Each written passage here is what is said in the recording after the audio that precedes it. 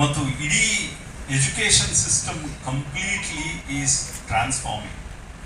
ಆ ಟ್ರಾನ್ಸ್ಫಾರ್ಮ್ ಆಗ್ತಾ ಇರ್ತಕ್ಕಂಥ ಎಜುಕೇಷನ್ ಸಿಸ್ಟಮಲ್ಲಿ ಇರುವಂಥ ಸ್ಟೇಕ್ ಹೋಲ್ಡರ್ಸ್ ಯಾರ್ಯಾರಿದ್ದಾರೆ, ವಿದ್ಯಾರ್ಥಿಗಳು, ಪೇರೆಂಟ್ಸು ಮತ್ತು ಟೀಚರ್ಸು, ನಾವು ನೋಡಬೇಕಾಗಿರ್ತಕ್ಕಂಥದ್ದು ನಮ್ಮ ಭವಿಷ್ಯ ಅಲ್ಲ, ನಮ್ಮ ಮಕ್ಕಳ ಭವಿಷ್ಯ. ನಮ್ಮ ಮಕ್ಕಳ ಭವಿಷ್ಯ ನಾವು ನೋಡಬೇಕು ಅನ್ನೋದಾದರೆ ನಾವು ಅವರಿಗೆ ಭವಿಷ್ಯದಲ್ಲಿ ಏನನ್ನ ಕ್ರಿಯೇಟ್ ಮಾಡಬೇಕು ಅನ್ನೋದು ಇವತ್ತಿನಿಂದ ಒಂದು 25 ವರ್ಷದ ಆಚೆಗೆ ಯೋಚನೆ ಮಾಡುವಂಥ ಕೆಲಸಗಳನ್ನ ನಾವು ಮಾಡಬೇಕು. ಬಟ್ ಅನ್ಫಾರ್ಚುನೇಟ್ಲಿ ಇದು ಯಾರ ಬಗ್ಗೆ ಕ್ರಿಟಿಸಿಸಮ್ ಅಲ್ಲ. ನಾವು ಮಾಡ್ತಾ ಇರ್ತಕ್ಕಂಥ ತಪ್ಪೇನಂತ ಹೇಳಿದ್ರೆ, ನಾವು ನಮ್ಮ ಪಾಠ ಯಾವುದು ಸುಲಭ ಆಗ್ತದೆ ಅದನ್ನ ಸಿಲೆಬಸ್ನಲ್ಲಿ ಇಟ್ಕೊಂಡು ಪಾಠ ಮಾಡುವಂಥ ವ್ಯವಸ್ಥೆಯನ್ನು ಬೆಳೆಸ್ಕೊಂಡಿದ್ದೇವೆ. ಇದರ ಬಗ್ಗೆ ನನಗೆ ಭಿನ್ನಾಭಿಪ್ರಾಯಗಳಿದೆ. ಆ ಭಿನ್ನಾಭಿಪ್ರಾಯಗಳನ್ನು ನಾನು ಹೇಳ್ತಾ ಹೋದರೆ ನಿಮ್ಮ ನಡುವಿನ ಡಿಫರೆನ್ಸ್ ಬರ್ತದೆ. ಅದರ ಬದಲು my suggestion is, please think of the future of my children. ಆ ಮಕ್ಕಳ ಭವಿಷ್ಯವನ್ನು ನೋಡಿಕೊಂಡು ನೀವು ನಿಮ್ಮ ಆಲೋಚನೆಗಳನ್ನು ಮಾಡಬೇಕು. ಅದು ಹೇಗೆ ಮಾಡೋದು? ಮೊದಲನೇದಾಗಿ ನೀವು ತಿಳ್ಕೊಳ್ಬೇಕಾಗಿರ್ತಕ್ಕಂಥದ್ದು ಗ್ರಾಜ್ಯುಯೇಟ್ ಅಟ್ರಿಬ್ಯೂಟ್ಸ್ ಏನಿರುತ್ತೆ. ನೀವು ಗೂಗಲ್ಗೆ ಹೋಗಿ ಯಾರೇ ಟೈಪ್ ಮಾಡಿದ್ರು ಕೂಡ ಅಲ್ಲಿ ನಿಮಗೆ ಗ್ರಾಜ್ಯುಯೇಟ್ ಅಟ್ರಿಬ್ಯೂಟ್ಸ್ ಅಂತ ಇರ್ತದೆ. ಈಗಾಗಲೇ UGC ಸಾಕಷ್ಟು ಕೆಲವು ಡಾಕ್ಯುಮೆಂಟ್ಸ್ಗಳನ್ನು ಪ್ರೊಡ್ಯೂಸ್ ಮಾಡ್ತಾ ಬಂದಿದೆ. NEP ಬಂದ ನಂತರದಲ್ಲಿ ಅದು ಪ್ರೊಡ್ಯೂಸ್ ಮಾಡಿರುವಂಥ ಪ್ರತಿಯೊಂದು ಡಾಕ್ಯುಮೆಂಟು ಕೂಡ, recently I think professor Sandeep also spoke on the television about the kind of documents that UGC has been producing. ಅವುಗಳನ್ನು ಓದುವ ಅಭ್ಯಾಸ ನೀವು ಮಾಡ್ಕೊಳ್ಬೇಕು. ಅದರಲ್ಲಿ ಬಹಳ ಮುಖ್ಯವಾಗಿ ನನಗೆ ನೀವು ಅಸೆಸ್ಮೆಂಟ್ ಬಗ್ಗೆ ಓದುವಂಥ ಒಂದು ವ್ಯವಸ್ಥೆಯನ್ನು ಇಟ್ಕೊಳ್ಬೇಕು. ಅಸೆಸ್ಮೆಂಟ್ ಬಗ್ಗೆ ಒಂದು ಒಳ್ಳೆ ಡಾಕ್ಯುಮೆಂಟ್ ಬಂದಿದೆ, ಅದನ್ನು ನೀವು ದಯಮಾಡಿ ಓದಲೇಬೇಕು ಅಂತ ನನ್ನ ರಿಕ್ವೆಸ್ಟ್. ಯಾಕೆ ಗ್ರಾಜ್ಯುಯೇಟ್ ಅಟ್ರಿಬ್ಯೂಟ್ಸ್ನ ಓದಬೇಕು?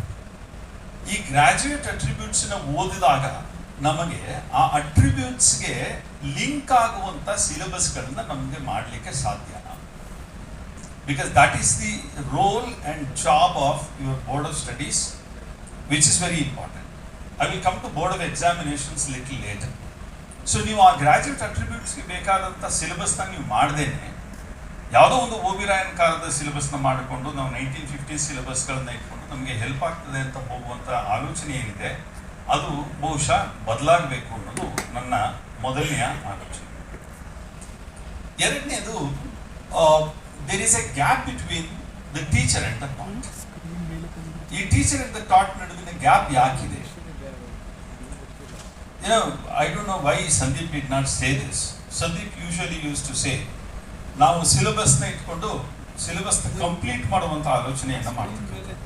He used to always give this example that we finished Gandhi, we finished Nehru.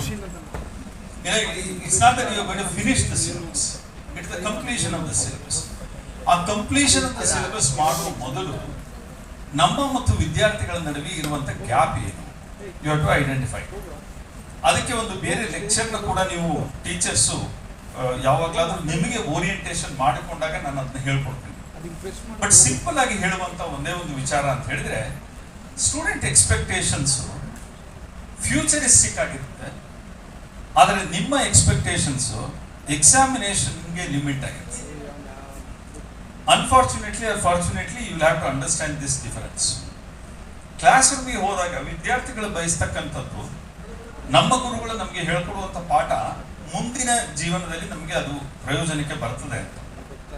ಆದರೆ ನೀವು ಯೋಚನೆ ಮಾಡುವಂಥದ್ದು ನಮ್ಮ ಪಾಠವನ್ನು ಮುಗಿಸ್ಬೇಕು ಅನ್ನುವಂಥ ಆಲೋಚನೆಯಿಂದ ಮಾಡ್ತಾರೆ.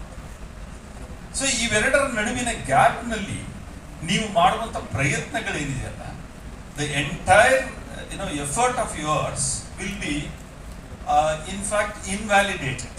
ಅದು ವೇಸ್ಟ್ ಆಗ್ತಾ ಹೋಗ್ತದೆ. So you will have to think in terms of how you will have to change this. ಇದು ಸಿಂಪಲ್ ಆಗಿ ಎರಡನೇ. ಮೂರನೇದು, you should think whether you are involving your students in the classroom, which is very important.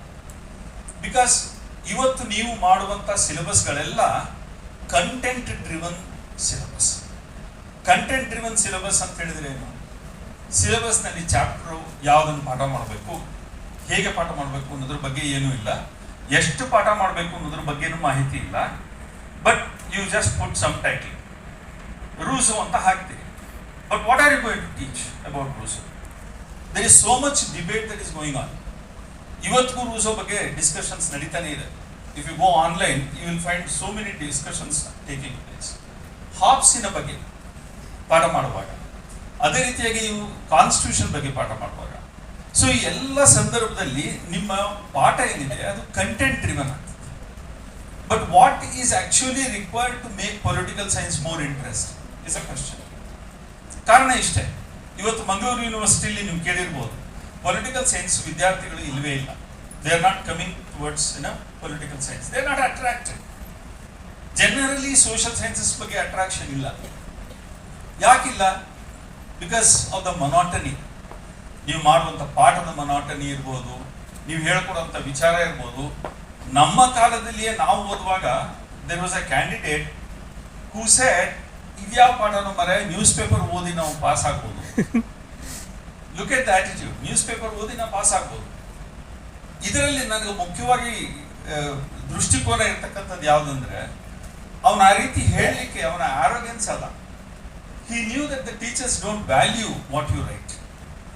When I say value, please understand, I am talking about your evaluation. ಇದಕ್ಕೊಂದು example ಹೇಳ್ತೇನೆ. ನಮ್ಮಲ್ಲಿ ಒಬ್ರು ಮೇಷ್ಟ್ರು ಇದ್ರು. ಅವರು ಯಾವ ವಿದ್ಯಾರ್ಥಿ ಏನೇ ಬರ್ಕೊಂಡು ಬಂದ್ರು ಕೂಡ ಅದನ್ನು ಕ್ರಿಟಿಸೈಸ್ ಮಾಡ್ತಾರೆ. ನನ್ನ ಕ್ಲಾಸ್ಮೇಟ್ ಒಬ್ಬ ಹುಡುಗ ಏನ್ ಮಾಡ್ದ, ಇವ್ರಿಗೆ ಬುದ್ಧಿ ಕಲಿಸ್ತೀನಿ ಅಂತ ಮೇಷ್ಟ್ರಿಗೆ. It's a bad thing. But then he did this because he wanted to teach a lesson to the teacher. What did he do? ಅವರದೇ ಕರೆಸ್ಪಾಂಡೆನ್ಸ್ ಕೋರ್ಸ್ ಅಲ್ಲಿ ನೋಟ್ಸ್ ಇತ್ತು. ಆ ಕರೆಸ್ಪಾಂಡೆನ್ಸ್ ಕೋರ್ಸ್ ನೋಟ್ಸ್ ಅನ್ನೇ ಅವರಿಗೆ ಅಸೈನ್ಮೆಂಟ್ ಆಗಿ ಬರೆದು ವಾಪಸ್ ತಂದ್ಕೊಟ್ಟ. ಅದಕ್ಕೂ ಅವರು ಕಾಮೆಂಟ್ ಮಾಡಿ ಬರೆದು ಸರಿ ಇಲ್ಲ ಅಂತ. ಅವಾಗ ಅವನೇನ್ ಮಾಡ್ದ, ಅವರ ಪ್ರಿಂಟೆಡ್ ಸಿಮ್ ಇರುತ್ತಲ್ಲ ಅದನ್ನ ತಗೊಂಡೋಗಿ ಅವರಿಗೆ ಕೊಟ್ಟ. ಸರ್, ಇದು ನೀವೇ ಬರೆದಿರ್ತಕ್ಕಂಥದ್ದು, ಅದನ್ನೇ ನಾನು ರೀಪ್ರೊಡ್ಯೂಸ್ ಮಾಡಿದ್ದೇನೆ, ಈಗ ಏನು ಹೇಳ್ತೀರಿ? It was a very shameful thing for the teacher. ಯಾಕೆ ನಿಮ್ಗೆ ಹೇಳ್ತಾ ಇದ್ದೀನಿ, ನೀವು ವಿದ್ಯಾರ್ಥಿಗಳಿಗೆ ಏನಾದ್ರು ಕೊಟ್ಟಾಗ ವಿದ್ಯಾರ್ಥಿಗಳು ಸೀರಿಯಸ್ ಆಗಿ ಬರೆದಿರ್ತಾರೆ. ಅದನ್ನು ನೀವು ಓದ್ದೇನೆ ಸುಮ್ಮನೆ ರೈಟ್ ಹಾಕಿ ವಾಪಸ್ ಕೊಟ್ಟು ಒಬ್ಬರಿಗೆ ಜಾಸ್ತಿ ಮಾರ್ಕ್ಸ್ ಒಬ್ಬರಿಗೆ ಕಡಿಮೆ ಮಾರ್ಕ್ಸ್ ಕೊಡುವಾಗ ನೀವು ಮಾಡುವಂಥ ತಪ್ಪು ಏನು ಅಂತ ಅರ್ಥ ಆಗಲ್ಲ. ಅದರ ಬದಲು if you can involve the students in your teaching. How do you involve? Activity based teaching. Sandeep ಅವರು ಕೆಲವು ಎಕ್ಸಾಂಪಲ್ಸ್ ಕೊಟ್ಟು, simple examples like, if you want to understand the values of constitution, you can ask them to share their experiences. ಅವ್ರ ಜೊತೆ converse ಮಾಡಿ, ಅವ್ರ ಜೊತೆ dialogues ಮಾಡಿ, ಅವ್ರ ಜೊತೆ ಕೂತ್ಕೊಂಡು ಮಾತಾಡಿ. ಎ ಟೀಚರ್ ಅಂತ ಹೇಳಿದ್ರೆ ಬಂದು 46 ಗಂಟೆ ಪಾಠ ಮಾಡೋದಲ್ಲ. 46 hours ಅಲ್ಲಿ ಯು ಮಸ್ಟ್ ಬಿ ಕ್ರಿಯೇಟಿವ್. ನೀವು ಕ್ರಿಯೇಟಿವ್ ಇಲ್ಲ ಅಂತ ಹೇಳಿದ್ರೆ ವಿದ್ಯಾರ್ಥಿಗಳಿಗೆ ನೀವು ಹೇಳ್ಕೊಡುವಂಥ ಪಾಠ ಬೋರಿಂಗ್ ಆಗ್ತದೆ. ಇದರಲ್ಲಿ ನಾನು ಕೆಲವು ಸಂದರ್ಭದಲ್ಲಿ ಹೇಳ್ತಾ ಇರ್ತೀನಿ, ಕೆಲವು ಮೇಷ್ಟ್ರುಗಳು ಸಂತೆಗೆ ಹೋದಂಗೆ ಬಂದಿರ್ತಾರೆ, ಈ ದಲ್ಲಾಳಿಗಳ ತರ ಪ್ಯಾಂಟು ಶರ್ಟ್ಗಳನ್ನ ಹಾಕೊಂಡು ಬಂದಿರ್ತಾರೆ. ಮೇಷ್ಟ್ರು ಯಾಕೆ ಆ ಥರ ಬರ್ತಾರೆ? Because they just don't concentrate on their own personality. If you don't concentrate on your personality, the teacher is a model to the student. They will be observing you and they will understand whether this teacher is actually teaching, does he know it or doesn't know it. They are the best evaluators. ನಮ್ಮ ಅಮ್ಮ ಒಂದು ಮಾತು ಹೇಳ್ತಿದ್ರು, she is a school teacher, she is 94 now. ಅವರ ಶಾಲೆಗೆ ಒಬ್ರು inspector ಬಂದು ಇವರ ಕ್ಲಾಸ್ ರೂಮಿಗೆ ಬಂದು ಅವರನ್ನು ನೋಡಿ ಏನು ಪ್ರಶ್ನೆಗಳನ್ನು ವಿದ್ಯಾರ್ಥಿ ಕೇಳಲಿಲ್ಲ, ಏನು ಮಾಡಲಿಲ್ಲ. ವಿದ್ಯಾರ್ಥಿಗಳಿಗೆ ನೀವೆಲ್ಲ ಸಂತೋಷವಾಗಿದ್ದೀರಾ, ಮೇಡಮ್ ಚೆನ್ನಾಗಿ ಪಾಠ ಮಾಡ್ತಾರ? Students were very happy, they were smiling, they said yes sir, and then he wrote report and went away. ಇವರಿಗೆ ಇವ್ರು ಏನು ಪ್ರಶ್ನೆ ಕೇಳಲೇ ಇಲ್ವಲ್ಲ, ನನ್ನ ಇನ್ಸ್ಪೆಕ್ಟ್ ಮಾಡಕ್ಕೆ ಬಂದವರು ಅಂತ ಹೇಳಿ ಅವ್ರು ವಾಪಸ್ ಹೋಗಿ ಅವ್ರ ಹತ್ರ ಮಾತಾಡುವಾಗ ಕೇಳಿದ್ರು ಇನ್ಸ್ಪೆಕ್ಟರ್ಗೆ, ಸರ್ ನೀವು ಬಂದ್ರಿ ಕ್ಲಾಸ್ ರೂಮಲ್ಲಿ ಏನು ಕೇಳಲಿಲ್ಲ, ಹಾಗೆ ಹೋಗ್ಬಿಟ್ರಿ. ಅಲ್ಲಮ್ಮ, ನಾನು ಒಂದು ದಿನ ಬಂದು ನಿಮ್ಮನ್ನು ಕೇಳೋದು, ನಿಮ್ಮ ಕ್ಲಾಸಲ್ಲಿ 60 ಜನ ಇದ್ದಾರೆ ಅಂದರೆ 120 ಪೇರು ನಿಮ್ಮನ್ನು ದಿನ ಅಬ್ಸರ್ವ್ ಮಾಡ್ತಾ ಇದ್ದಾರೆ. ಅವರಿಗೆ ನೀವು ಏನು ಪಾಠ ಮಾಡ್ತಾ ಇದ್ದೀರಿ ಅನ್ನೋದು ಅವ್ರು ಮೆಷರ್ ಮಾಡ್ತಾರೆ. ಸೊ ಆ 120 ಕಣ್ಣುಗಳು ತೃಪ್ತಿಕರವಾಗಿದೆ ಅಂತ ಹೇಳುವಾಗ ನಾನು ನಿಮ್ಮನ್ನ ಟೆಸ್ಟ್ ಮಾಡೋದು ಏನಿದೆ? Now this is a simple example to make you understand that it is important for a teacher to think about the students. So ಇಲ್ಲಿ ಬರುವಂಥ ಮುಖ್ಯ ಚಟುವಟಿಕೆ ಏನಂತ ಹೇಳಿದ್ರೆ, ನಮಗೆ ಇರುವಂಥದ್ದು ನಾನು ಏನನ್ನು ಕಲಿಸ್ತಾ ಇದ್ದೇನೆ, ನಾನು ಕಲಿಸಿದ್ದು ಎಷ್ಟರ ಮಟ್ಟಿಗೆ ನಾನು ಆಕ್ಟಿವಿಟಿ ಡ್ರಿವನ್ ಆಗಿ ಕಲಿಸ್ಲಿಕ್ಕೆ ಸಾಧ್ಯ. ಕೆಲವರು ಹೇಳ್ತಾರೆ ನನ್ನ subject dry subject, political science dry subject sir, ಹೇಗೆ ಆಕ್ಟಿವಿಟಿ ಬೇಸ್ಡ್ ಕಲಿಸ್ಲಿ? ಸಿಂಪಲ್, ಡೆಮೋಕ್ರಸಿಯ ಬಗ್ಗೆ ವಿವಿಧ ಸಮುದಾಯಗಳ ಅಭಿಪ್ರಾಯವನ್ನು ಕಲೆಕ್ಟ್ ಮಾಡ್ಕೊಂಡು ಬನ್ನಿ ಅಂತ ಕಳಿಸಿ ಬೇರೆ ಬೇರೆ ವಿದ್ಯಾರ್ಥಿಗಳು ಹೋಗಿ. ನಾನು ಅದೇ ಎಕ್ಸ್ಪೆರಿಮೆಂಟ್ನ ಮಾಡಿದೆ. ನಾನು ಟೀಚರ್ ಇದ್ದಾಗ ವಿದ್ಯಾರ್ಥಿಗಳು ಬಂದು ಹೇಳಿದರು, sir we are surprised that the medical students and engineering students did not have any idea about constitution. Now, this was very surprising for them, because for them, these are the most intelligent students. Similarly, when they went to an auto driver or to a small shop or a small business community, they felt that they were looking at their benefit through democracy. ಇದನ್ನೆಲ್ಲ ಅವರು class ರೂಮಲ್ಲಿ present ಮಾಡುವಾಗ ಅವರಿಗೆ ನಾವು explain ಮಾಡೋದು ಬಹಳ simple ಮತ್ತು ಸುಲಭ ಆಯಿತು. And they loved it. And next step ನಾ ಏನು ಮಾಡಿದೆ, ನಿಮ್ಮ ಎಕ್ಸ್ಪೀರಿಯನ್ಸ್ ಏನಿದೆ ಅದನ್ನು ಆರ್ಟಿಕಲ್ ಫಾರ್ಮಲ್ಲಿ ಬರೀರಿ, ಸಮ್ 300 ವರ್ಡ್ಸಲ್ಲಿ 200 ವರ್ಡ್ಸಲ್ಲಿ ಬರೀರಿ. They did it. Then I published it as a journal, ಸಣ್ಣ ಒಂದು ಪುಸ್ತಕವಾಗಿ ಪಬ್ಲಿಷ್ ಮಾಡಿ ಅವರೆಲ್ಲರಿಗೆ ಕೊಟ್ಟೆ. In next 10 years that became a journal, Chanakya Journal, in my university. You understand this? So, ಯಾವುದೇ ಪ್ರಯತ್ನವನ್ನು ನೀವು ಮಾಡಲಿಕ್ಕೆ ಪ್ರಾರಂಭ ಮಾಡಿದ್ರೆ it can definitely change all the situation that we are facing today. Next is OBE. Outcome based education is very important. Now what is OBE?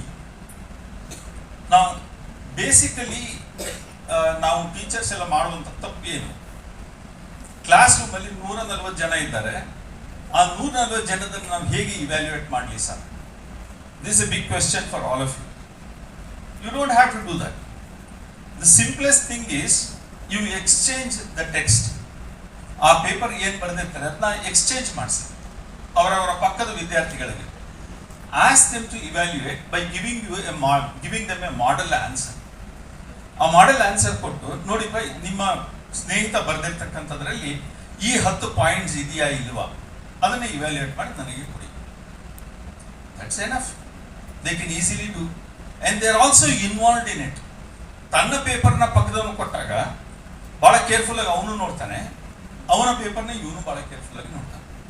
ಅಕಸ್ಮಾತಲ್ಲಿ ಏನಾದ್ರು ಬರ್ದಿಲ್ಲ ಅಂತ ಹೇಳಿದ್ರೆ then one of them will say ನಾ ಬರ್ದಿದ್ದೀನಿ ಅವ್ರು ನೋಡಿಲ್ಲ. Then you can show. ಆಗ ಮಕ್ಕಳಿಗೆ ಕಾನ್ಫಿಡೆನ್ಸ್ ಬೆಳೆಯುತ್ತೆ. ಹೌದಲ್ಲ, ಭಾಳ ಟ್ರಾನ್ಸ್ಪರೆಂಟ್ ಆಗಿ ಕ್ಲಾಸ್ ರೂಮಲ್ಲಿ ಪಾಠ ನಡೀತಾ ಇದೆ ಮತ್ತು ಅದೇ ರೀತಿಯಾಗಿ ಇವ್ಯಾಲ್ಯೂಯೇಷನ್ ನಡೀತಾ ಇದೆ. ಆಗ ಅವ್ರಿಗೆ ಯಾವ ರೀತಿಯಾಗಿ ನಾವು ಓದಬೇಕು ಅನ್ನೋದು ಅರ್ಥ ಆಗ್ತದೆ. ಅದು ಔಟ್ಕಮ್ ಬೇಸ್ಡ್. ಈ ಔಟ್ಕಮ್ ಬೇಸ್ಡ್ನ ಹೇಗೆ ಬಳಸ್ತಾರೆ? How do they use it outside? Now this is a very simple question, but then it is a complex answer to be given. India the situation ಏನು? Unlike United States or UK, where students are sent to school, political institutions at a very early age. ಅವರು ಸೆನೆಟ್ಗಳಲ್ಲಿ ಕೆಲಸವನ್ನು ಮಾಡ್ತಾರೆ. ಒಂದು ಚೀಟಿಯನ್ನು ಒಬ್ಬರಿಂದ ಒಬ್ಬರಿಗೆ ಕೊಡ್ತಕ್ಕಂಥದ್ದು. ಅವರಿಗೆ ಅದೇನೇ ಇಂಟರ್ನ್ಶಿಪ್. ಹೈಸ್ಕೂಲ್ ಲೆವೆಲಿಂದನೇ ಇಂಟರ್ನ್ಶಿಪ್ ಸ್ಟಾರ್ಟ್ ಆಗ್ತದೆ. ಅವ್ರೇನು ಮಾಡ್ತಾರೆ, ಆ ಇಂಟರ್ನ್ಶಿಪ್ಪಲ್ಲಿ ಸ್ಕೂಲ್ ಲೆವೆಲಲ್ಲೇ ದೇ ಟ್ರೈ ಟು ಡಿಸೈಡ್ ನಾ ಯಾವ ಸಬ್ಜೆಕ್ಟ್ನ ಓದಬೇಕು, ಯಾವುದರಲ್ಲಿ ಫೆಮಿಲಿಯರ್ ಆಗಬೇಕು. ನಮ್ಮಲ್ಲಿ ಮಾಸ್ಟರ್ಸ್ ಡಿಗ್ರಿ ಒಳಗೂ ಕೂಡ ಅಂತ ಇಂಟರ್ನ್ಶಿಪ್ ನಾವು ಮಾಡಲ್ಲ, ಗ್ರಾಜ್ಯುಯೇಟ್ ಲೆವೆಲ್ ಮಾಡಲ್ಲ. ಸೊ ಇಂಥ ಇಂಟರ್ನ್ಶಿಪ್ಸ್ನ ನೀವು ಮಾಡಬೇಕಾದ್ರೆ ಅಥವಾ ಅದಕ್ಕೆ ಅವಕಾಶ ದೊರಕಲಿಲ್ಲ ಅಂತ ಹೇಳಿದಾಗ the best thing that you do is please ask them to go to the office that they like, work there for a few days, observe things, come back and discuss. I did that. I used to ask them to find out what are the professions they like. For example, a boy said, I like police. I said, you go to the police station or you go to SP's office. ನೀವು ಒಂದು ಬೋನೋಫೈಡಿ letter ಕೊಡಿ, ಸ್ಕೂಲಿಂದ ಅಥವಾ ಕಾಲೇಜಿಂದ, ಈ ಹುಡುಗ ನಮ್ಮ ಬೋನೋಫೈಡಿ student, ಅವನು ಅಲ್ಲಿ ಹೋಗಿ ವರ್ಕ್ ಮಾಡಿ ಬರಲಿ. He will go. ಒಂದು ವೀಕ್ ಅವನು ಹೋಗಿ ಬಂದರೆ he observes a lot of things and then comes back. ಅದನ್ನ ನಾವು ಹೇಗೆ ಬಳಸ್ಕೊಳ್ಬೇಕು ಅನ್ನೋದನ್ನ ನಾವು ಯೋಚನೆ ಮಾಡಬೇಕು. ಈ ರೀತಿಯಾಗಿ ನಾವು ಮಾಡೋದ್ರ ಮುಖಾಂತರವಾಗಿ ಸಬ್ಜೆಕ್ಟ್ ಅನ್ನ ಡೆವಲಪ್ ಮಾಡಬೇಕು. And please remember, political science ಸಬ್ಜೆಕ್ಟ್ಗೆ ಇರುವಂತಹ ಜಾಬ್ ಆಪರ್ಚುನಿಟೀಸು ಬಹುಶಃ ಬೇರೆ ಯಾವುದೇ ಸಬ್ಜೆಕ್ಟ್ಗೆ ಇಲ್ಲ. ಕಾರಣ ಇಷ್ಟೇ, because it involves A lot of decision making and A lot of varied disciplines coming together in political science. So ನೀವು ಅದನ್ನು ಹೇಗೆ ಪಾಠ ಮಾಡ್ತೀರಿ ಅನ್ನೋದು ಇಂಪಾರ್ಟೆಂಟ್. ನಾನು ಸ್ಟೂಡೆಂಟ್ ಆಗಿ ಮೇಸ್ಟರಾದಾಗ I thought I am going to write something about biopolitics.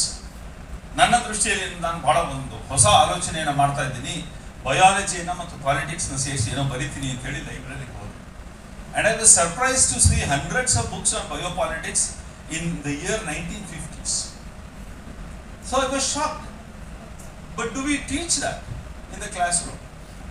We don't. But scientific experiments every day happens. And major decisions in politics is taken in favor of science or against science. And in American politics, you know, science sometimes determines what kind of science agenda should be there by the president of America. So, please remember, all these things are possible only when you make your mind up. ಇದನ್ನು ನೀವು ಹೇಗೆ ಕಲಿತೀರಿ ಅನ್ನೋದು ಬಹಳ important. ಯಾಕೆ ಇವೆಲ್ಲ ನಾನು ಹೇಳ್ತಾ ಇದ್ದೀನಿ ಅಂತ ಹೇಳಿದ್ರೆ, ನಮ್ಮ ಮಕ್ಕಳ ಭವಿಷ್ಯವನ್ನು ನಾವು ರೂಪಿಸಬೇಕಾದ್ರೆ ಬೇರೆ ವಿದ್ಯಾರ್ಥಿಗಳು ಕೂಡ ನಮ್ಮ ಸಬ್ಜೆಕ್ಟ್ ಅನ್ನ ಇಷ್ಟಪಡಲಿಕ್ಕೆ ಪ್ರಯತ್ನವನ್ನು ಮಾಡೋದು ಸಾಧ್ಯ ಯಾವಾಗ ಆಗ್ತದೆ ಅಂದ್ರೆ ನಮ್ಮ ಮಕ್ಕಳು ಆಕ್ಟಿವ್ ಆಗಿದ್ದಾರೆ. I will give you one example of my own student who is teaching in a government college. ಆ ಗವರ್ನಮೆಂಟ್ ಕಾಲೇಜಲ್ಲಿ 4,000 ವಿದ್ಯಾರ್ಥಿಗಳು ಓದ್ತಾರೆ. That teacher is in constant touch with me. ನಾನು ಮೀಡಿಯಾ ಅಂಡ್ ಪಾಲಿಟಿಕ್ಸ್ ಅಂತ ಒಂದು ಪೇಪರ್ನ ಮಾಡಿದ್ದೇನೆ, ನೋಡಿರ್ಬೋದು. I don't know whether you have seen it. It is a self-learning paper. It's a skill-based paper. ಅದನ್ನ ಬಹಳಷ್ಟು ಜನ ನನಗೆ ಕೇಳಿದರು, ಇದಕ್ಕೆ ಹೇಗೆ ಸಿಲೆಬಸ್ ಸರ್, ಇದು ಯಾವ ತರ ಓದಬೇಕು? No, political journalism is one, this is media and politics. ಇದರಲ್ಲಿ ವಿದ್ಯಾರ್ಥಿಗಳು ಸೆಲ್ಫ್ ಡಿಸ್ಕವರಿ ಮಾಡಲಿಕ್ಕೆ ಅವಕಾಶವಿದೆ. Each unit has about 6 to 7 lines. ಅದನ್ನು ಬೇಕಾದ್ರೆ ನಾನು ಸರ್ಕ್ಯುಲೇಟ್ ಮಾಡ್ತೀನಿ, ನೀವು ನೋಡ್ಬೋದು. 6 to 7 ಲೈನ್ಸ್ ಇದೆ. ಅದರಲ್ಲಿ ಕಂಟೆಂಟಿನ ಜೊತೆಗೆ ಯಾವ ಪೇಪರ್ಗಳನ್ನ ರೆಫರ್ ಮಾಡಬೇಕು ಅಂತಲೂ ಇದೆ ಮತ್ತು ಕ್ವೆಶ್ಚನ್ಸು ಇದೆ ಅದಕ್ಕೆ ಸೇರಿದಂಗೆ. ಫಾರ್ ಎಕ್ಸಾಂಪಲ್, ಮೊದಲನೇ ಯೂನಿಟ್ ಅಲ್ಲಿ who am I, describe yourself. Okay, what are your interest? Please explain why you are interested in sports or politics or any other subject. Please write 100 words about the subject that you are interested. Please collect. ಅವನು social ಮೀಡಿಯಾದಲ್ಲಿ ತಾನೇ ಸ್ವಂತವಾಗಿ ಬರೆಯೋದಕ್ಕೆ ಮತ್ತು ಅವನೇ ಒಂದು blog ಮಾಡಿಕೊಂಡು ಬ್ಲಾಗಲ್ಲಿ ಅವನು ಬರೀಲಿಕ್ಕೆ ಪ್ರಾರಂಭ ಮಾಡ್ತಾನೆ. So he gets interest in the subject that he likes, in the area that he likes. So ಹೀಗೆ ನೀವು ವಿದ್ಯಾರ್ಥಿಗಳನ್ನ ಗೈಡ್ ಮಾಡಲಿಕ್ಕೆ ಸಾಧ್ಯ ಆಗ್ತದೆ. ಅದಕ್ಕೆ ನಡೆದು 46 hours ನಿಮಗೆ ಟೀಚಿಂಗ್ ಇದೆ ಅಂತ ಹೇಳಿದ ತಕ್ಷಣ ವಾರದಲ್ಲಿ ಇರುವಂಥ 16 ಗಂಟೆ ನೀವು ಪಾಠ ಮಾಡಬೇಕು ಅಂತ ಯಾರು ಹೇಳಿಲ್ಲ. ಅದರಲ್ಲಿ ಯು ಕ್ಯಾನ್ ಡಿವೈಡ್.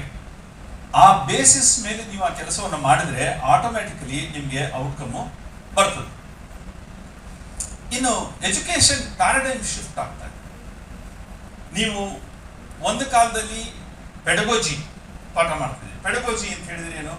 ಪಾಠವನ್ನು ಕ್ಲಾಸ್ ರೂಮಲ್ಲಿ ಯಾವ ರೀತಿಯಲ್ಲಿ ಮಾಡ್ತೀರಿ, ಮೆಥಡಾಲಜಿಯನ್ನು ಇಟ್ಕೊಂಡು ಮಾಡ್ತೀರಿ. ಬಟ್ ಇವತ್ತು ನಾವು ಆಂಡ್ರೋಗೋಜಿ ಕಡೆಗೆ ಮೂವ್ ಆಗ್ತಾ ಇದ್ದೀವಿ. What is andragogy? See, high school middle ಸ್ಕೂಲ್ನಲ್ಲಿ ಪೆಡಗೋಜಿ ಇಸ್ ಓಕೆ. ಯಾವ ಒಂದು ಮೆಥಡಾಲಜಿಯನ್ನು ಯೂಸ್ ಮಾಡಿ ಮಕ್ಕಳಿಗೆ ಹೇಳ್ಕೊಡ್ತೀರಿ, ಅದು ಬೈ ಹಾರ್ಟ್ ಸಿಸ್ಟಮೋ ಅಥವಾ ಮಕ್ಕಳಿಗೆ ಪಾಠವನ್ನು ಕಲಿಸುವ ರೀತಿ ಯಾವುದು ಅನ್ನೋದನ್ನ ನೀವು ಅಲ್ಲಿ ಕಲಿಸ್ಬೋದು. ಬಟ್ ಆಂಡ್ರೋಗೋಜಿ ಒಳಗೆ ಮಕ್ಕಳು ದೊಡ್ಡವರಾಗಿದ್ದಾರೆ, ಬೆಳೆದಿದ್ದಾರೆ, 15 ವರ್ಷ ಪ್ಲಸ್ ಇದೆ. ಅವರಿಗೆ ತಮ್ಮದೇ ಆದಂಥ ಆಲೋಚನೆಗಳಿದೆ. ಅವರ ತಮ್ಮ ಆಲೋಚನೆಯಿಂದ ಯಾವ ರೀತಿಯಾಗಿ ಬರೀಲಿಕ್ಕೆ ಸಾಧ್ಯ. ನಾವು when you take class, let us say about Sandeep was telling about Indian values. Indian values ಬಗ್ಗೆ ನೀವು ಹೇಳುವಾಗ ಅವರಿಗೆ ನೀವು ಪಾಠ ಮಾಡೋದಕ್ಕಿಂತನೂ ಅವರಿಗೆ ನೀವು ಇಂಡಿಯನ್ ವ್ಯಾಲ್ಯೂಸಿನ ಬಗ್ಗೆ ನಿಮ್ಮ ಅಭಿಪ್ರಾಯಗಳನ್ನ ಹೇಳಿ ಅಂತ ಬಿಡಿ, ಗ್ರೂಪ್ ಮಾಡಿ. ಆ ಗ್ರೂಪ್ನಲ್ಲಿ ಅವರು ಡಿಸ್ಕಸ್ ಮಾಡಿದಂಥ ವಿಚಾರಗಳನ್ನ ಅವರಲ್ಲಿ ಒಬ್ಬರು ಲೀಡರ್ ಮಾಡಿ ಪ್ರೆಸೆಂಟ್ ಮಾಡಿ ಅಂತ ಹೇಳಿ ದೇ ಆಟೋಮ್ಯಾಟಿಕಲಿ ಲರ್ನಿಂಗ್. ಸೊ ಆಂಡ್ರಗೋಜಿ ಒಳಗೆ ಪ್ರಾಗ್ಮ್ಯಾಟಿಕ್ ಆಕ್ಟಿವಿಟೀಸ್, ಪ್ರಾಕ್ಟಿಕಲ್ ಆಗಿ ಏನನ್ನು ಕಲಿಬಹುದು ಅನ್ನೋದು ಅವರಿಗೆ ಅರ್ಥ ಆಗ್ತದೆ. ಈ ರೀತಿಯಾಗಿ ಮಾಡೋದ್ರ ಮುಖಾಂತರವಾಗಿ ನಾವು we try to understand the paradigm shift in the discipline. ಆ ಡಿಸಿಪ್ಲಿನ್ ಅಲ್ಲಿ ಬದಲಾವಣೆಗಳು ಏನಾಗ್ತಾ ಇದೆ ಅನ್ನೋದನ್ನ ನಾವು ಇವತ್ತು ಪೊಲಿಟಿಕಲ್ ಸೈನ್ಸು ಹಳೆ ಕಾಲದ ಪೊಲಿಟಿಕಲ್ ಸೈನ್ಸ್ ಅಲ್ಲ. ಪೊಲಿಟಿಕಲ್ ಸೈನ್ಸನ್ನ ನಾವು ಆಕ್ಷನ್ ಓರಿಯೆಂಟೆಡ್ ಆಗಿ ಮಾಡಬೇಕು. ನೀವು ಹೇಗೆ ಮಾಡ್ತೀರಿ? ಲೀಡರ್ಶಿಪ್ ಇಶ್ಯೂ, ಲೀಡರ್ಶಿಪ್ನ ಹೇಗೆ ಡೆವಲಪ್ ಮಾಡ್ತೀರಿ? ಕ್ಲಾಸ್ ರೂಮಲ್ಲಿ ಎಲೆಕ್ಷನ್ ಕಂಡಕ್ಟ್ ಮಾಡ್ತೀರಾ? ಇಲ್ಲ. ಬಹಳಷ್ಟು ಕಾಲೇಜುಗಳಲ್ಲಿ ಎಲೆಕ್ಷನ್ಸ್ ಇಲ್ಲ.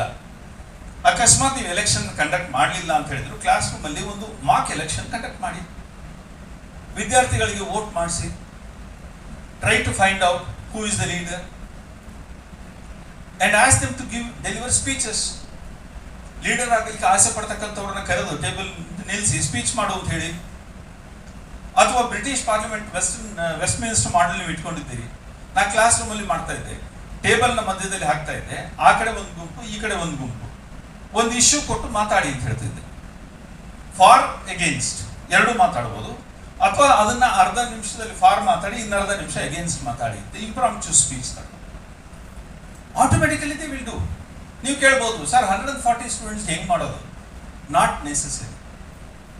You can make groups, ask them to find a leader, ask them to send and let them speak. So ನೀವು ಈ ರೀತಿಯಾದಂಥ ಆಲೋಚನೆಗಳನ್ನು ಮಾಡ್ತಾ ಹೋದ್ರೆ ನೀವು ಆ ಡಿಸಿಪ್ಲಿನ್ ನಲ್ಲಿ ಆಗ್ತಾ ಇರ್ತಕ್ಕಂಥ ಬದಲಾವಣೆಗಳನ್ನು ಕೂಡ ಶಿಫ್ಟ್ ಮಾಡಬಹುದು. ಇನ್ನು ಬಹಳ ಇಂಪಾರ್ಟೆಂಟ್ ಆಗಿರ್ತಕ್ಕಂಥದ್ದು ರೀಡಿಂಗ್. ಇದು ಮಕ್ಕಳಿಗೂ ಉಂಟು, ಮೇಷ್ಟ್ರುಗಳಿಗೆ ಬಹಳ ಉಂಟು. ಬಹಳ ಸಂದರ್ಭದಲ್ಲಿ ನಾನು ನೋಡ್ತಕ್ಕಂಥದ್ದು, no teacher is updated. I am telling you this very frankly on the face of you. ಯಾಕೆ ಹೇಳ್ತಾ ಇದ್ದೀನಿ ಅಂದರೆ, NEP ಚೇರ್ಮನ್ ಆಗಿದ್ದಾಗ ಸುಮಾರು ಆನ್ಲೈನು ಆಫ್ಲೈನ್ ಮೀಟಿಂಗ್ಸ್ಗಳನ್ನು ನಾನು ಮಾಡಿದೆ. One major problem was many of the teachers told me, sir ನಾವು ಇದೆಲ್ಲ ಓದೇ ಇಲ್ವಲ್ಲ ಸರ್ MA ಇದ್ದಾಗ, ಈಗ ಹೇಗೆ ನಾವು ಅದನ್ನ ಓದೋದು? Some of them even went to the extent of asking me, sir ಇದರ ನೋಟ್ಸ್ ಎಲ್ಲಿ ಸಿಗುತ್ತೆ? I said, sir it is all in the tip of your fingers. Computer ಇದೆ, ಇಂಟರ್ನೆಟ್ ಯುಗದಲ್ಲಿ ಇದ್ದೀರಿ, ನಿಮ್ಮನ್ನ ನೀವು ಬದಲಾಯಿಸ್ಕೊಳ್ಳಿ. ಟೈಮ್ ಎಲ್ಲಿದೆ ಸರ್? ಟೈಮ್ ನೀವು ಮಾಡ್ಕೊಳ್ಬೇಕು. 24 hours ಎಲ್ಲರಿಗೂ ಇರೋದು. ಟೈಮ್ ಮಾಡ್ಕೊಳ್ಳೋದು ನೀವು ಮಾಡ್ಕೊಳ್ಬೇಕು. ಹೇಗೆ ಮಾಡ್ಕೊಳ್ಬೇಕು? ನಿಮಗೆ ಆಸಕ್ತಿ ಇದ್ರೆ ನೀವು ಮಾಡಬೇಕು. ನಾ even as A vice chancellor I published 4 books and I used to sit and write. Sandeep also did a lot. We write even now. ನಮ್ಮ ತಲೆಗೆ ಏನಾದ್ರು ಒಂದು ಇಶ್ಯೂ ಬಗ್ಗೆ ಬಂತು ಅಂತ ಹೇಳಿದ್ರೆ 750 words ಅಲ್ಲಿ ಬರೆದು ಕಳಿಸ್ತೇವೆ, ಪೇಪರ್ಲಿ ಪಬ್ಲಿಷ್ ಆಗ್ತದೆ. We have to put all our ideas in 750 words. So ನೀವು ಆ ರೀತಿಯಾದಂಥ ಕೆಲಸಗಳನ್ನ ಮಾಡಲಿಲ್ಲ ಅಂತ ಹೇಳಿದ್ರೆ you are only destroying the future of your children. ಅದನ್ನು ನೀವು ತಪ್ಪಿಸ್ಬೇಕು. ರೀಡಿಂಗ್ ಮಾಡಬೇಕು. ರೀಡಿಂಗ್ ಅಂದರೆ 2 ಥರದ್ದಿದೆ. ನಾನೊಂದು ವರ್ಕ್ಶಾಪ್ ಕಂಡಕ್ಟ್ ಮಾಡಿದ್ದೆ ಎಕನಾಮಿಕ್ ಅಂಡ್ ಪೊಲಿಟಿಕಲ್ ವೀಕ್ಲಿ ಅವ್ರ ಜೊತೆ ಸೇರಿ, ರೀಡಿಂಗ್ ಅಂಡ್ ರೈಟಿಂಗ್ ಬಗ್ಗೆ. ನನ್ನ ವಿಶ್ವವಿದ್ಯಾಲಯದಲ್ಲಿ ಸುಮಾರು ಜನ ಅದಕ್ಕೆ ಯಾಕೆ ವರ್ಕ್ಶಾಪ್ ಅಂತ ಕೇಳಿದ್ರು. And first day 40 people registered. By second and third day there were only 9 people, and ultimately it was only 9 people who completed 15 days program. And Professor Deshpande had come from JNU. He was teaching. And EPW ಇಂದ ಕೆಲವರು ಕರೆಸಿದ್ರು. Reading ಅಂತ ಹೇಳಿದ್ರೆ ಏನು? Many of us do not know how to even read a book. How many of you read the front and back pages before reading a book? ಯಾಕೆ ಅಂತ ಹೇಳಿದ್ರೆ, ನಮ್ಮ professor Thotappa ಇದ್ರು, ಅವ್ರು ಹೇಳ್ತಿದ್ರು 2 ರೀತಿಯ ರೀಡರ್ಸ್ ಇರ್ತಾರೆ. ಒಂದು, ಲೈಬ್ರರಿಗೆ ಹೋಗಿ ಫ್ರಂಟ್ ಪೇಜ್ ತೆಗೆಯೋದು, ಪಬ್ಲಿಷರ್ ಯಾರು, ಆಥರ್ ಯಾರು ನೋಡೋದು, ಪುಸ್ತಕದ ಕಲರ್ ನೋಡ್ಕೊಳ್ಳೋದು. ಕ್ಲಾಸ್ ರೂಮ್ ಬರೋದು, ಸರ್ ನೋಡಿದ್ದೀನಿ ಸರ್, ನಾನು ಓದಿದ್ದೀನಿ ಸರ್ ಪುಸ್ತಕ, ರೆಡ್ ಬುಕ್ ಸರ್ 120 pages ಇದೆ ಅಂತಕ್ಕಂಥವ್ರು. ಇನ್ನು ಮಿಕ್ಕದವರು ನಿಜವಾಗ್ಲೂ ಓದ್ದವರು ಬಹಳ ಮಾತಾಡ್ತಾ ಇರಲಿಲ್ಲ. I had a student by name Rajkumar. One day he stood in the classroom and said, sir latest book ಒಂದು ಬಂದಿದೆ ಇದರಲ್ಲಿ ಮಾರ್ಕೆಟಲ್ಲಿ, have you read this book ಅಂತ he ask me. For 2-3 minutes I was completely confused. I was honest. I said, I'm sorry, I have not read that book. I have not even seen that book, Rajkumar. And immediately he said, sir, ನಾನು ಸುಮ್ಮನೆ ಸುಳ್ಳು ಹೇಳಿದೆ ನಿಮ್ಮನ್ನು test ಮಾಡೋಕ್ಕೆ. ಆ ಪುಸ್ತಕನೇ ಇಲ್ಲ sir, ಅದು title ಇಲ್ಲ, ಯಾವುದೂ ಇಲ್ಲ. Now imagine if this happens to you in the classroom and you agree and you happen to say, yes, I have read that book. ಏನಾಗ್ಬೋದು ನಿಮ್ಮ ಕತೆ?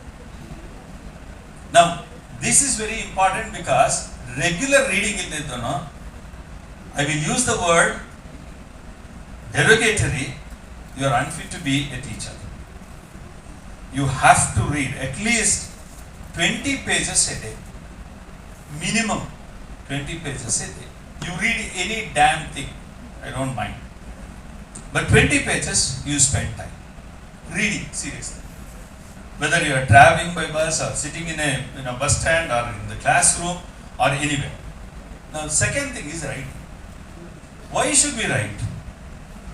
Sandeep and I write. Why? Because we believe that whatever we believe in should be publicized. Let anybody comment on it. In fact, in many of my writings, I would also say at the end, I welcome comments. And Sandeep, every time he writes, even now, he sends and says, I value your opinion for his writing. Anything that is published in the newspaper or anywhere. And I used to do the same thing and then give it to my colleagues also.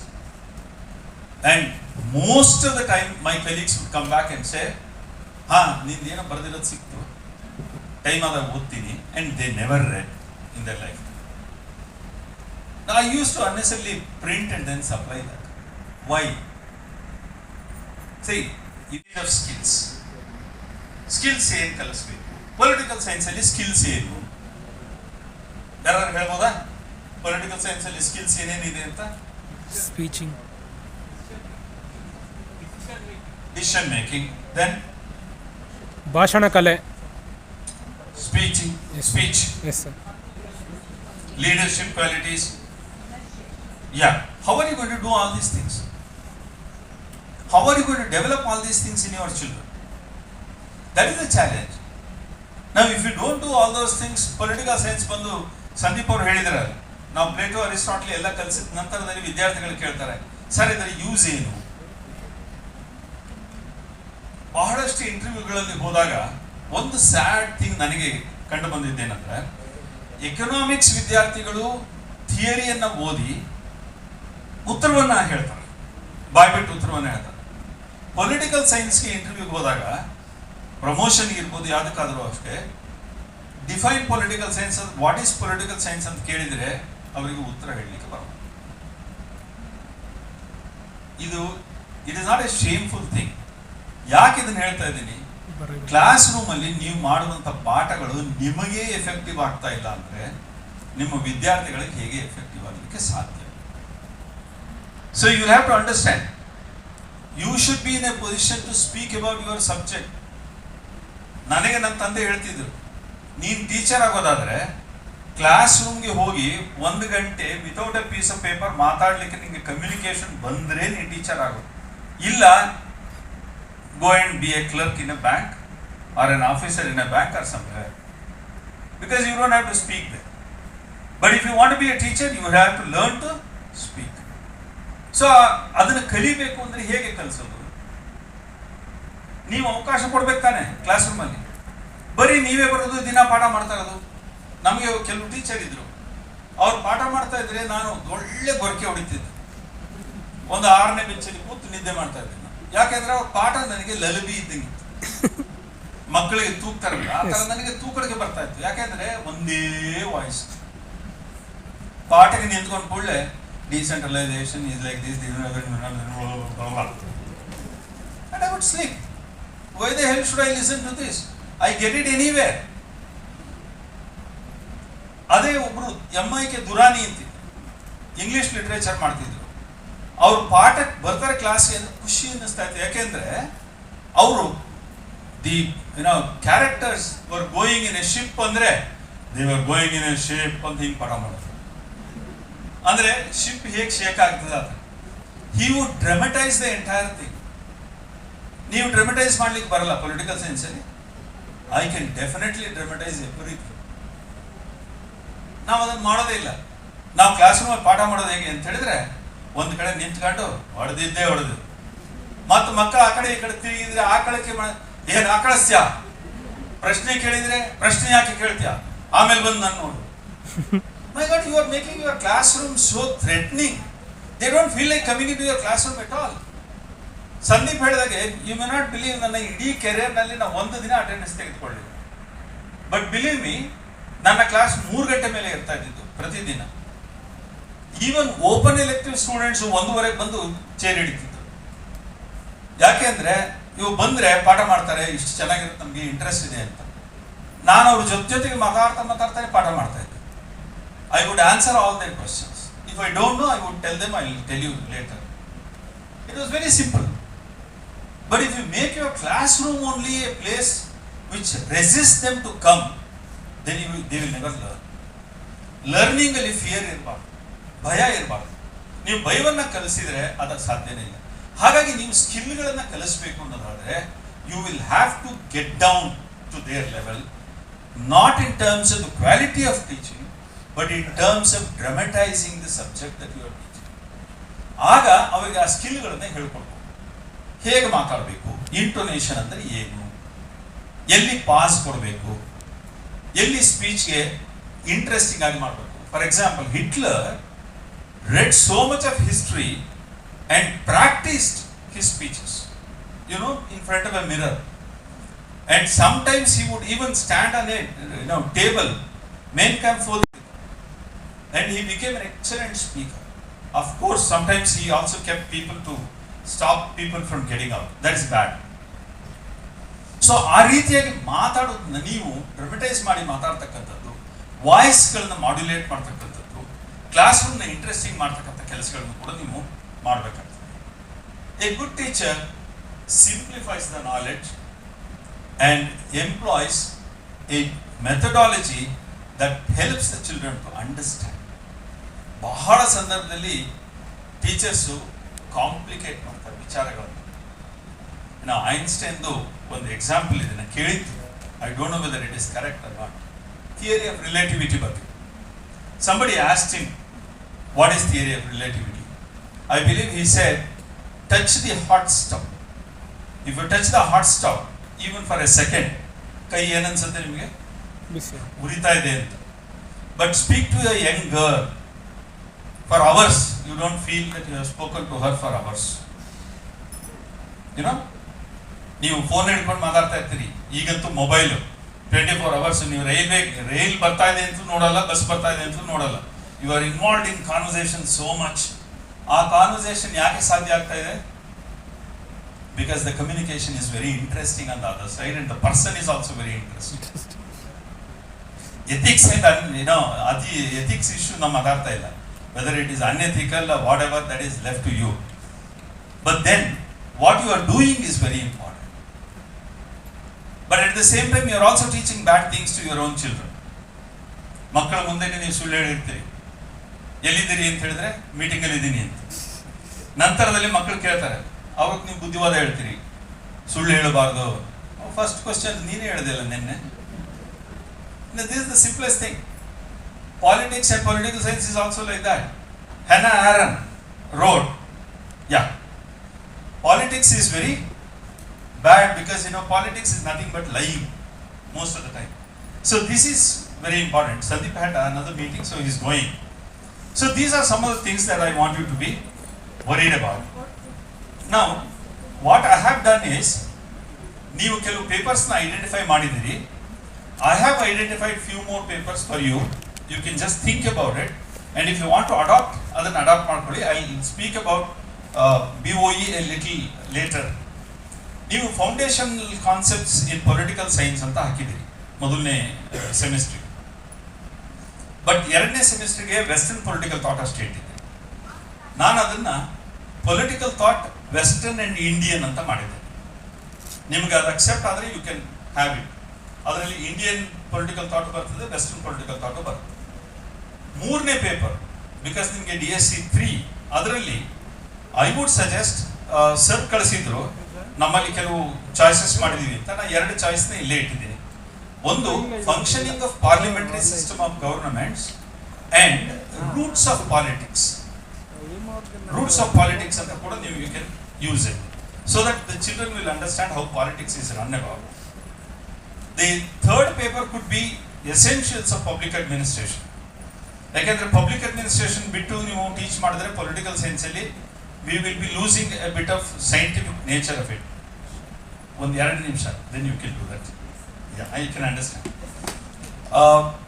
Fourth paper, ಅಂದ್ರೆ 5th ಸೆಮಿಸ್ಟರ್ಗೆ DSC 2 option ಇರ್ತದೆ. ಒಂದು option you can think of decentralized government and governance in India. ಎರಡನೇದು government and institutions around the world, a comparative evaluation. I'll pass this on. You can circulate and then you can read it. Then the 6th ಸೆಮಿಸ್ಟರ್ಗೆ ಮತ್ತೆ 2 paper ಬೇಕು ನಿಮಗೆ. ಅದರಲ್ಲಿ relations between Nations and global order in the 21st century, which is going to be a foreign policy kind of a paper, and then contemporary political theory. Both you can include. And electively, human rights and public opinion and election survey ಅಂತ ನೀವು ಹಾಕಿದ್ದೀರಿ. ಈ paper ಏನಾದ್ರು ನಿಮ್ಗೆ introduce ಮಾಡಬೇಕು ಅನ್ನೋದಾದ್ರೆ mathematics ಮತ್ತು statistics ನ compulsorily you will have to introduce. ಅದಿಲ್ಲದೆ ಪ್ರಯೋಜನ ಇಲ್ಲ. ಇವತ್ತು ಪೊಲಿಟಿಕಲ್ ಸೈನ್ಸ್ ನೀವು ಕಲಿಸಬೇಕು ಅಂದ್ರೆ ಮ್ಯಾಥಮ್ಯಾಟಿಕ್ಸ್ ಮತ್ತು ಸ್ಟ್ಯಾಟಿಸ್ಟಿಕ್ಸ್ ನ ಕೆಲವು ಪಾರ್ಟ್ಗಳನ್ನ ನೀವು ಹಾಕಲೇಬೇಕು ಮಕ್ಕಳಿಗೆ. It is important. And 6th semester ಅಲ್ಲಿ ತಿರ್ಗಾ ನೀವು EC 2 ಅನ್ನು ಕಲಿಸೋದಾದ್ರೆ ಗವರ್ನೆನ್ಸ್ ಅಂಡ್ ಪಾಲಿಸಿ ಮೇಕಿಂಗ್ ಅಥವಾ ಅಂಡರ್ಸ್ಟ್ಯಾಂಡಿಂಗ್ ಗಾಂಧಿ ಅಂಡ್ ಅಂಬೇಡ್ಕರ್, ಯಾವ್ದಾದ್ರು ನೀವು ಚೂಸ್ ಮಾಡ್ಬೋದು. ಬಟ್ ನನಗೆ ಸ್ಕಿಲ್ಗೆ ಪ್ರಾಕ್ಟಿಕಲಿ 5th 6th ಸೆಮಿಸ್ಟರ್ಗಳಿಗೆ ಓದಿಸೋದಾದ್ರೆ ಕಮ್ಯುನಿಕೇಟಿವ್ ಅಂಡ್ ಲೀಡರ್ಶಿಪ್ ಸ್ಕಿಲ್ಸ್ ಒಂದು, ಮತ್ತು ಮೀಡಿಯಾ ಅಂಡ್ ಪಾಲಿಟಿಕ್ಸ್ ಈಗಾಗಲೇ ನಾನು ಹೇಳಿರ್ತಕ್ಕಂಥದ್ದು. You can see all those things. So if you can do this kind of an activity, I'm sure you can think in terms of making some sense about political science. I'm sure you will try to do that. One word about evaluation. UGC assessment ಏನಿದೆ ಅದರ ಬಗ್ಗೆ ಇರುವಂಥ ಡಾಕ್ಯುಮೆಂಟ್ನ ದಯಮಾಡಿ ಎಲ್ಲರೂ ಓದ್ರಿ. ನೀವು ಕೇಳುವಂಥ ಎಲ್ಲ questions horizontal questions. Horizontal questions ಅಂತ ಹೇಳಿದ್ರೆ ಏನು? ಮೀನಿಂಗ್ಲೆಸ್. ಎಕ್ಸ್ಪ್ಲೈನ್, ಡಿಸ್ಕಸ್, ಈ ರೀತಿ ಕೇಳ್ತೀರಿ. ಆ ರೀತಿ ಕೇಳಿದ್ರೆ ಪ್ರಯೋಜನನೇ ಇಲ್ಲ. You will have to go in for vertical questions where you try to dig and understand pragmatic understanding of the subject. For example, how do you expect your government at the decentralized level, ಅಥವಾ ನಗರ ಪಾಲಿಕೆ ಅಥವಾ ಗ್ರಾಮ ಪಂಚಾಯತಿ working will effect the society? ಈ ರೀತಿಯಾದಂಥ ಪ್ರಶ್ನೆಗಳನ್ನು ನೀವು ಕೇಳಿದರೆ ವಿದ್ಯಾರ್ಥಿಗಳು ಫೀಲ್ಡ್ ಲೆವೆಲಲ್ಲೂ ವರ್ಕ್ ಮಾಡಬೇಕಾಗ್ತದೆ ಮತ್ತು ಬಂದು ಅವರ ಅರ್ಥ ಮಾಡ್ಕೊಂಡು ಅದನ್ನು ಮಾಡಬೇಕಾಗ್ತದೆ. ಈ ರೀತಿಯಾದಂಥ ಬದಲಾವಣೆಗಳನ್ನು ನೀವು ಮಾಡಿಕೊಂಡ್ರೆ you can think in terms of survival of political science. Otherwise I will advise you can think in terms of resigning or losing your job very soon, because children will not come to you. NEP reintroduce ಆದರೆ, revised NEP ಬಗ್ಗೆ ನಾವು ಮಾತಾಡ್ತಾ ಇಲ್ಲ, NEP reintroduce ಏನಾದ್ರು ಆದರೆ ಸರ್ಕಾರ ಬದಲಾವಣೆ ಆಗಿ ಆಗ ಮತ್ತೆ NEP ಬರ್ತದೆ. ಆ NEP ಒಳಗೆ ಬಹಳ ಕ್ಲಿಯರ್ ಕಟ್ ಆಗಿ ಸ್ಟೂಡೆಂಟ್ಸ್ನ ಆಪ್ಟಿಟ್ಯೂಡ್ ಬೇಸ್ಡ್ ಲರ್ನಿಂಗು ಮತ್ತು ಚಾಯ್ಸಸ್ ಇರುತ್ತೆ. ಆಗ ಮಕ್ಕಳು ನೀವು ಒಳ್ಳೆ ಟೀಚರ್ ಆಗಿದ್ದರೆ ಮಾತ್ರ ನಿಮ್ಮ ಕೋರ್ಸ್ ಅನ್ನು ತೆಗೆದುಕೊಳ್ತಾರೆ, ಇಲ್ಲದ್ರೆ ಬರಲಿಕ್ಕಿಲ್ಲ. So if you want to gear up, this is the time. Change yourself, change your attitudes, be a better teacher, and to be better there are number of opportunities you will have to change. Thank you very much for this opportunity.